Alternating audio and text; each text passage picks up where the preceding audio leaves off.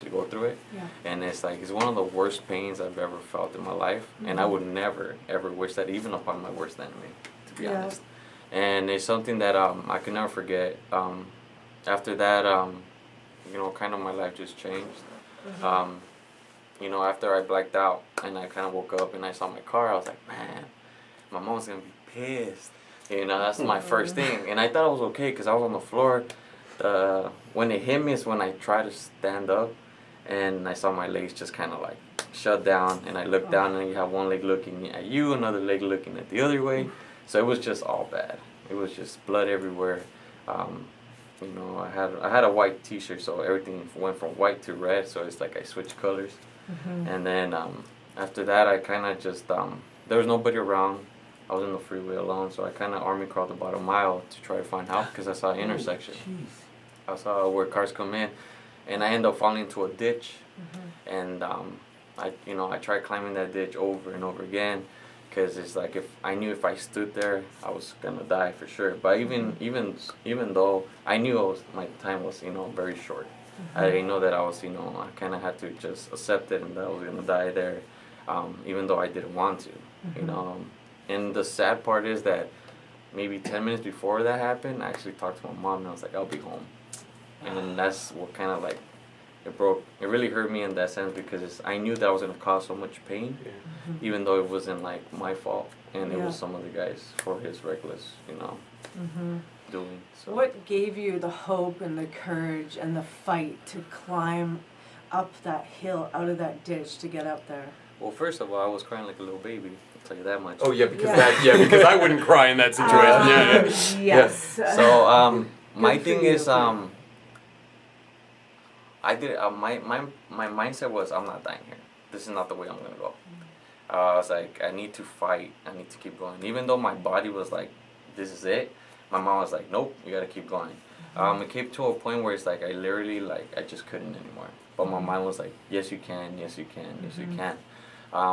But my body just wasn't flowing with whatever my brain said, So I came to a point where I just kind of laid down and I was just looking up at the sky, and it was like, it started to rain a little bit, and I kind of just sat there and I just had like my one-on-one with God type of thing. Yeah. And I said, look, if you give me the opportunity to see my mom one more time and just tell her that I'm sorry, then I'm all yours.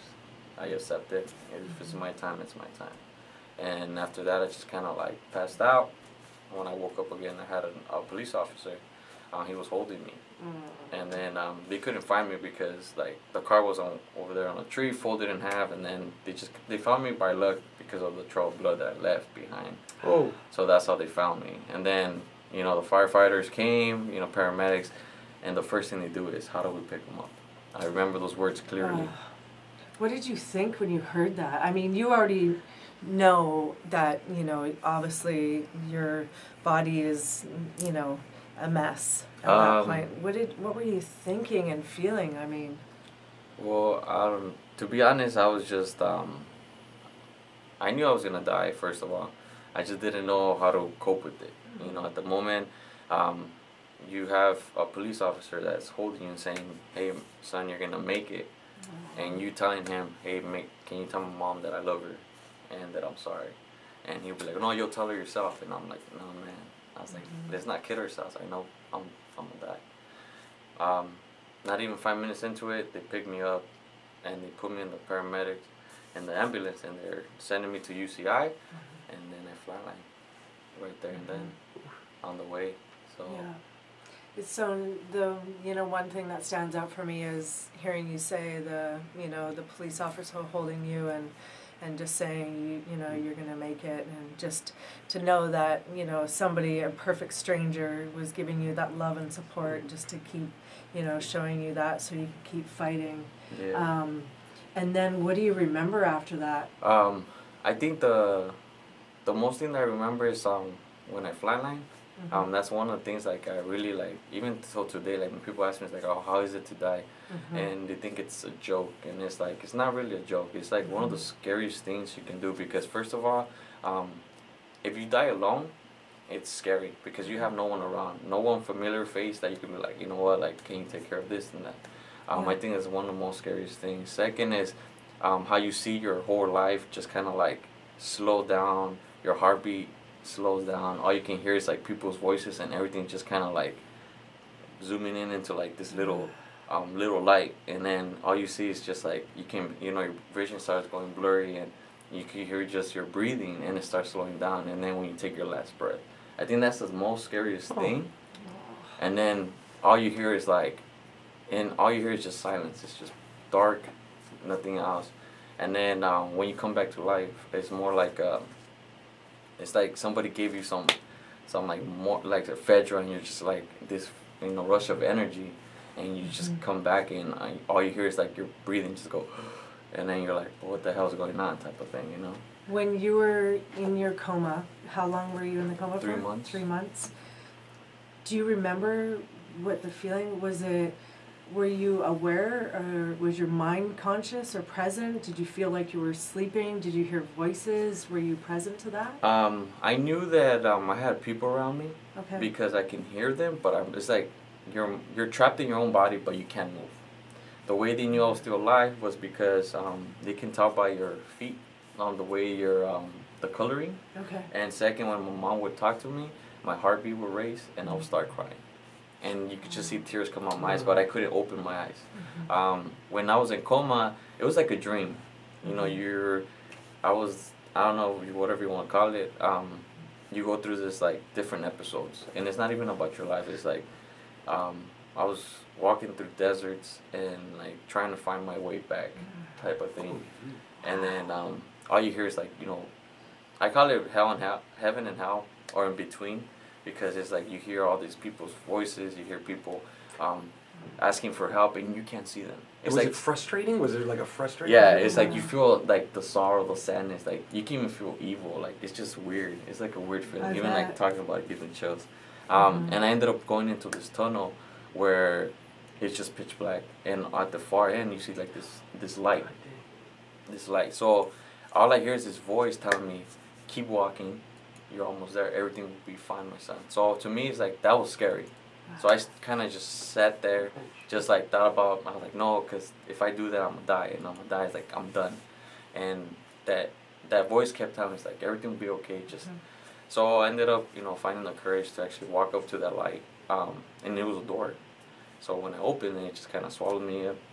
And then I ended up being in this cabin, the old school cabin. Okay. And all you see outside is like, it's green, it smells like roses, it's beautiful, very peaceful. Wow. And then this lady comes in. Okay. And she gives me this bowl of water. And she was wearing a veil. You can't see her face, it's all white. And she comes in and she goes, oh, you're awake. And I was like, where am I? And she goes, you're safe now. And I was like, what are you talking about? She's like, everything will be fine. He's like, everything will come, to place. And I was just like, I want to go home. And she's like, you are home. She's like, you need to drink water. And I was like, no, I don't want water. Like, I want to go home. She's like, you are home, my son. And then I kind of looked at her to see her face, but I couldn't. So she sits beside of me, and she grabs me, and she gives me the bowl of water, and she makes me drink. When I drink it, I wake up from coma. Wow. Bryan, whose voice do you think that was speaking to you first of all? I think it was God. Yeah. Was it a gentle voice? Was it was comforting? it was a very comforting yet powerful. Like I felt like I could feel his presence. You never saw him? No, that's one thing I never saw. One thing I did saw was this kind of like this person in all black who kept following me throughout everything. Oof. Oh, so the way I look at it is like I was between life and death type of thing. So it's either one. It's either I go through it or this it takes me. So that first breath coming back to life, what was that like? It was. I think it was one of the most precious things I ever. You made me cry. One of the things I ever hold, because it's like a lot of people, they take life for granted, and they they think life is just a joke, but it's the most precious things you could have in this world, and a lot of people don't take advantage of it and don't make the best out of it, to be honest. And to me, it's like I live life as much as I could till it's my last day, even if it's not. Try to make the best of it. Even if you're having a bad day, make it a positive one. Yeah. So. You speak of your mom a lot through this, and I can relate because I'm a mom, and I was very close to my mom, and I watched my mom take her last breath 5.5 years ago, when she passed away from cancer. And what was it like to see your mom's face for the first time in 3 months? Oh man, I cried like a baby. I think that was the best. Yeah. My mom screamed. She thought I was asleep. She thought I was taking a nap. When they just talked, oh, he's not coming. She's like, no, he's sleeping. And I was like, typical. But to me, I think that was the best feeling ever, just to be able to see her face again. Because my mom, I love my mom. I'm very proud of her. Being a young woman and raising 2 kids after she got divorced with my dad, she raised 2 kids, and 2 boys is not easy. You go through your teens, you're all crazy, but we weren't like that. She gave us the right discipline. She worked hard just to put money, a roof over our heads, and put food on our table. And that's something she's always taught us. And as you said, your mom had cancer. My mom had cancer when I was 16. So I had to go through that with her. And I know it's a hard thing. And she fought. She only had 6 months to live. And she survived. And I'm very grateful for that. And I feel like I learned from that. So when I got in my accident, I used that as my foundation to be strong.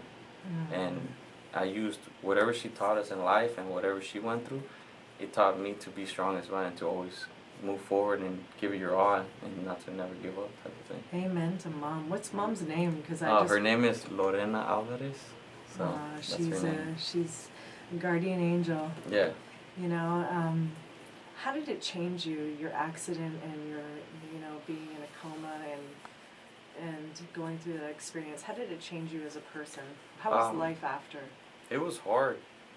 It was hard to kind of it was like a 360. Like you go from being normal, walking everywhere, and then all of a sudden you just can't do the same things you used to do. I had people feeling sorry for me. I had like I told you before, women kind of just, oh, you're not good enough, or oh, you can't really do much for me. And I'm like, all right, cool. It was very degrading type of thing. But at the same time, I learned a lot about myself. I learned my weaknesses, my strengths. It made me a better person, to be honest. Yeah. Like if a lot of people was like, would you do it all over again? I was like, yeah, I'll do it again. Wow, that's and interesting. Both of you, I'd like to say, are clearly in horrible shape. I mean, both of you. Thank you, bro. You need to get to the gym a little more. I'm kidding. Oh my God, they make me look like the biggest, out of shape idiot in the corner. But yeah, no, obviously you're working out again. And is there any effects still to this day? I mean, there's certain things I can do, but I learned to modify my own workouts. So it's like when people see me do certain things, they're like, what the hell? Like, how do you do that? And it's like, it's funny because a lot of people at the gym, like, they've been there for years. And I've been there for like maybe 3 years. And I've done the changes up and down, and I look better than them. Wow. They tell me that, and I'm like, oh, you do. Yeah, I want that program. God dang. And listen to this. I mean, let's tell everyone your injuries and what you're dealing with now, and this is how you look, and also that you competed in a bodybuilding competition. Wow. And where did you place? If I place up to second, I'm still trying to get that first. Yeah, you will. One day at a time, I think so. But at the same time, yeah, like I have a brace on my left leg. My leg's pretty much like shattered completely. It's like if I look, it looks like a toothpick, but I'm still, I still work out. I still like do squats. I could squat 225. I could leg press like 6 something. So it's like I still have that strength. I still have I can do a lot of things. Like a lot of people say, oh, can you do this? And I'm like, and there's people who have 100% and they can't do half the stuff I can do. Yeah. Or and it's not trying to sound cocky or arrogant. No. It's just like it's the truth. It is the truth. And I bust my mindset. ass off though. It's not something that's like, oh, here you go, bro. It's given. No, I bust my ass off every single day. I'm there, 5 days a week because of school now, and I'm doing everything I can just to better myself and to set the example or to motivate or to inspire other people that is like, look, I might have a disability. What's your excuse? You can take Absolutely. And you talked about it during the accident, the mindset. You were saying, I'm not going to die right now, and your body wasn't connecting with your mind, obviously, because the nerve endings and everything wasn't connecting and associating. But it's all a mindset, and that's really what life is about. And once you get that, you know, then you get it. Then you get life. And unfortunately, sometimes we have to go through these devastating experiences, but look at how far you've come. I mean, how many years ago was this now? 4 years ago. It's going to be 5 4 in June. years, that's it, 4 years. And they told me I wasn't going to walk in 5, and I walked in within 3-year mark. And you're bodybuilding up on a stage. I mean, I just had met you, and I was back there watching you on stage, and I was so proud of you, and just tears were streaming down my face, and I was just like, you know, if he can do this, what's your excuse? And that's what I say to, I have clients, you know, that will tell me everything and anything, and I mean, I've broken pretty much everything on my right side. I've been in car accidents. I actually had experience, you know, somewhat similar in 2004, and related to drugs and alcohol, and unfortunately, you know, turned my life around, and I got a second start, you know, and a fresh start at life, and you know, it was like, what do you want in life? Exactly. You know, who do you want to be? Who are you? And what's your why? And why are you here? Exactly. You know, and now I'm able to share with people, you know, my story, and at first I was ashamed of it. I thought, wow, I'm a loser, you know, I'm this, I'm that, but then it was like, no, I'm going to save lives, because I'm going to teach people and tell people, you know, this isn't a great story, but this is my story. Yeah, and, correct. you know, and we get through it, and we triumph through things, and, you know, it's your mindset, having that mind shift and going, you know what, I can do anything that I put my mind to. It doesn't matter if I have a disability, a learning disability, or anything, you know. You know, one of my nieces, Cassidy, she's got Down syndrome, and I just adore her, and she's just so motivated, and she sings, and she does everything, and she says to me, Auntie Traci, I want to be a movie star like you someday. I'm not even a movie star, but I'm like, don't tell her that. Shatter her dreams. Yeah. But, you know, and she's going to be either a movie star or just her own, you know, champion in our eyes, because she has the mind and the will. And you're such an inspiration, and now you're going to school, you're working. I mean...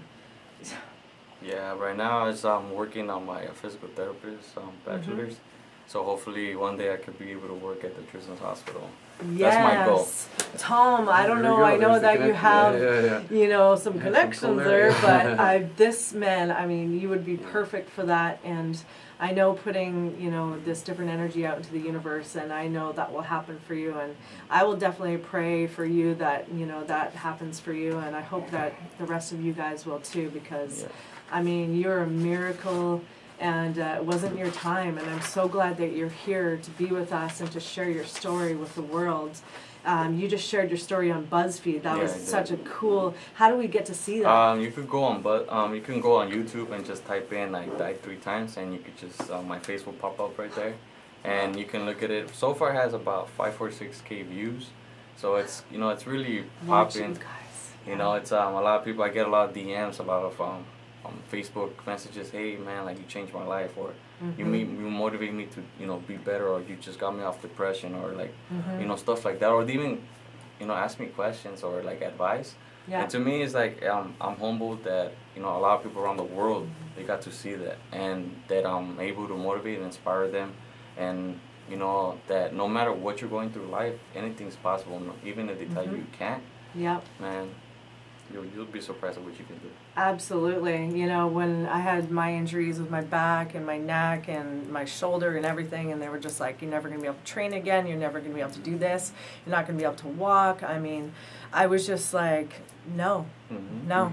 I didn't even ask for a second opinion. It was like, no, I'm going to do this. And then when I decided to compete, they basically, my physiotherapist, the rolfing guy, all my trainers and coaches were like, you basically are like Humpty Dumpty. We can't put your body back together. Your back is just destroyed and mangled. And I was like, well, watch me. And then I started competing. So anything is possible. No excuses. These guys are remarkable. I mean, Tom, from working his way up through, you know, your stories and your successes, and Bryan being such an inspiration and having such a great attitude and such a humble heart. I still want to be like Tom, though. I'd like to be in shape like he's in shape. Right? Yeah, we can trade. Right? Trade. I love it. So, you know, I really thank you guys for coming on the show tonight and sharing your stories, and your strength and hope. We're here every Wednesday. Thanks for bearing with us as we change from Friday to Wednesdays, guys, at 4 p.m. Pacific Standard Time. The TLC Unleashed Show, Hollywood Vibes, Sports and Life. You can find me also at www.tlcunleashed.com, where all my fitness and training. I've got a cooking show coming out, a cookbook coming out, also Life is Success show as well. So lots of TV stuff coming up, and still learning to box and do some Muay Thai and things like that. So stunts, action acting, and pole dancing. Dan's reminded me that's a secret. I can't tell them yet. Can't let all the secrets out of the bag. I hope you guys have enjoyed the show tonight. We're also sponsored by SWAT Fuel Nutrition, and also check out OC Spas and Hot Tubs in Orange County. Love you guys. Until next time, next Wednesday, 4 p.m., we're going to have on Shanna Ferrigno, Lou Ferrigno's daughter. Yeah! Shauna, I pronounce it wrong. Sorry, it's a Canadian in me. We'll see you next Wednesday, guys. Love you. Bye. Yeah. Yeah.